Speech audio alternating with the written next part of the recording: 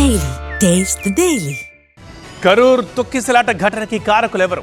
ఎవరి తప్పిదం వల్ల 41 మంది ప్రాణాలు కోల్పోయారు?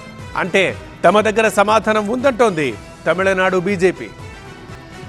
టీవీకే పార్టీ అధ్యక్షుడు విజయ్ ర్యాలీలో తొక్కిసలాట ఘటనపై ఆ రాష్ట్ర బీజేపీ అధ్యక్షుడు నైనార్ నాగేంద్రన్ కీలక వ్యాఖ్యలు చేశారు. తొక్కిసలాటలో 41 మంది చనిపోవడానికి డీఎంకే పార్టీ మాజీ నేత సెంథిల్ బాలాజీనే కారణమని ఆరోపించారు. పక్కా ప్లాన్ ప్రకారం కరూర్లో తొక్కిసలాట జరిగేలా చేసి అమాయకుల ప్రాణాలు తీశారని ఆగ్రహం వ్యక్తం చేశారు. అంతేకాదు రాబోయే అసెంబ్లీ ఎన్నికలపైన ఇంట్రెస్టింగ్ కామెంట్స్ చేశారు నైనార్ నాగేంద్రన్.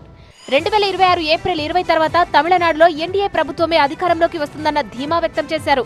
జనవరి 10 తర్వాత కూటమి ఏర్పాటుపై నిర్ణయం తీసుకుంటామన్నారు.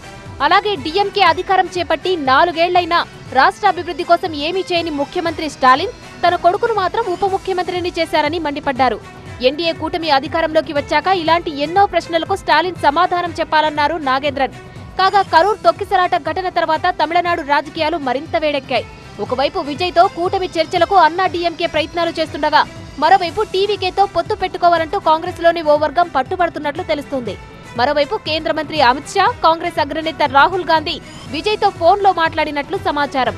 దీంతో విజయ్ దారెటు అన్నది ఇప్పుడు ఆసక్తికరంగా మారింది.